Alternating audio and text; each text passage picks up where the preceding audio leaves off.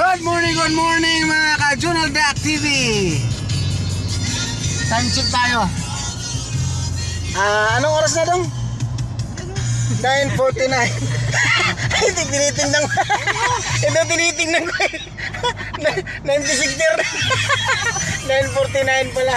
Busog ka naman. Sabi mo wala tatay ka. Kaya akala ko ito. Sabi tayo dyan.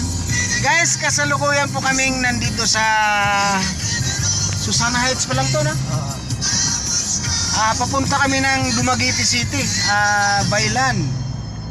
So, nandito kami sa Susana, papuntang Batangas Port para tatawid ng Calapan, Mindoro.